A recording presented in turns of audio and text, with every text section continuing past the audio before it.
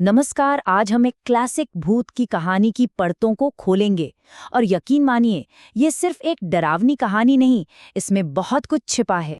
तो चलिए कहानी में उतरते हैं।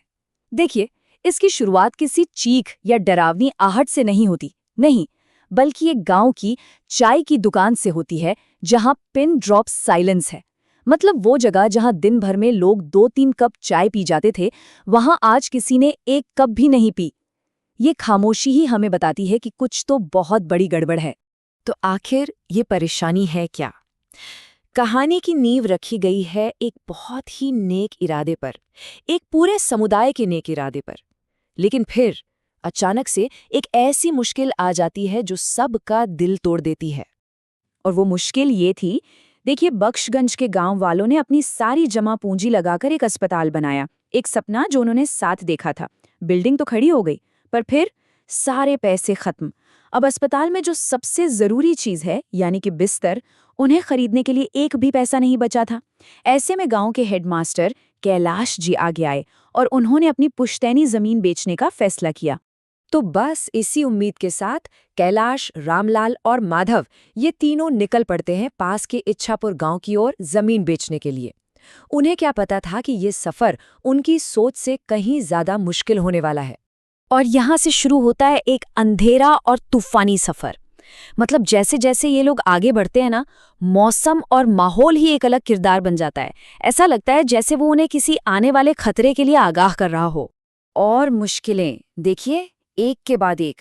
पहले तो जोरदार मूसलाधार बारिश शुरू हो जाती है। पूरा आसमान काले बादलों से ढक जाता है।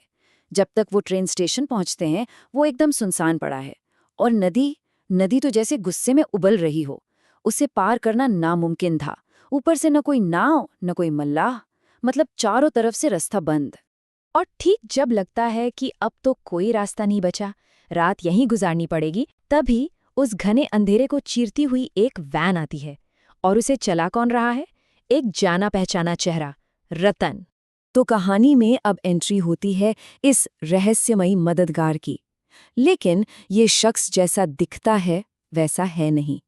उसकी बातों में कुछ तो अजीब है, कुछ ऐसा जो मन में एक बेचैनी सी पैदा कर देता है। देखिए, बातों बातों में उससे पूछा जाता है, क्या आपको इस उम्र में गाड़ी चलाने में तकलीफ नहीं होती? अब इसका सीधा साधा जवाब हो सकता था, है ना? पर रतन क्या कहता है? तकलीफ, हाँ, होता था पहले, अब नहीं होता है। होता था, अब नहीं होता? ये जवाब ही पहला बड़ा इशारा था कि भाई यहाँ कुछ तो गड़बड़ है। वो लोग नदी के किनारे पहुंचते तो हैं, लेकिन वहां का मंजर देखकर हैरान रह जाते हैं। जो नदी हमेशा शांत रहती थी, वो आज बिल्कुल अलग, डरावना रूप ले चुकी थी। अब ऐसे में उनके पास रतन का ऑफर मानने के सिवा कोई चारा नहीं था कि रात उसके घर पर गुजार ली जाए। और बस अब कहानी अपने सबसे अहम मोड़ पर आती है। घर में वो एक रात। ये डरावना सफर अब एक वाकई भयानक मंजिल पर पहुंच चुका था। घर के अंदर घुसते ही एक अजीब सी बदबू, जैसे सीलन और सड़न की मिली-जुली गंध, और जमीन भी गीली थी। ऐसा लग रहा था मानो वो घर सालों से नहीं, सदियों से बंद पड़ा हो। माहौल में कुछ तो बहुत गलत था। और फिर रात गहराने पर जो हुआ, वो दहला देने वाला था। देर रात कैलाश की नींद एक अजीब आवाज से खुलती है, खुरचने की, खोदने की आवाज। वो बाहर देखता है तो रतन एक पेड़ के नीचे जमीन खोद रहा है। कैलाश घबराकर बाकी लोगों को जगाता है, पर जब तक वो बाहर आते हैं, रतन गायब। और जहां वो खोद रहा था, वहां उन्हें मिलता है पैसों से भरा हुआ एक कलश। वो लोग अभी ये सब समझ ही रहे होते हैं कि अचानक उनकी नजर ऊपर पेड़ पर जाती है, और वहां लंबे लंबे पैरों वाला एक भयानक चेहरा उन्हें घूर रहा होता है। वो रतन था, लेकिन वो अब इंसान नहीं था। और फिर वो आवाज आती है जो उनके सारे शक को, सारे डर को सच साबित कर देती है। रतन कहता है, मैं 1 साल पहले ही मर चुका हूं। सोचिए उस पल उनके दिल पर क्या बीती होगी।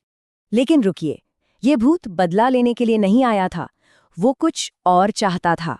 और यहीं से कहानी का रुख बदलता है और हमें मिलता है एक भूत का आखिरी उपहार।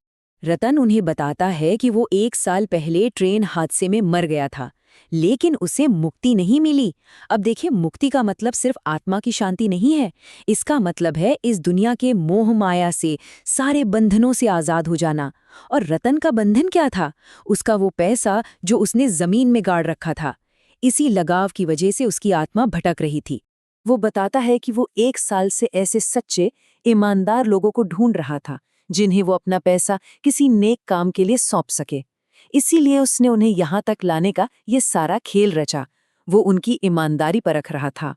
और फिर वो उनसे कहता है, ये पैसे ले जाओ और अस्पताल के लिए लगा दो। तुम्हें अपनी पुश्तैनी जमीन बेचने की कोई जरूरत नहीं है। सोचिए, उनकी नेकी का इनाम सिर्फ पैसा नहीं था, बल्कि एक तरह से कायनात ने, एक आत्मा ने उनके अच्छे चरित्र पर मोहर लगा दी थी।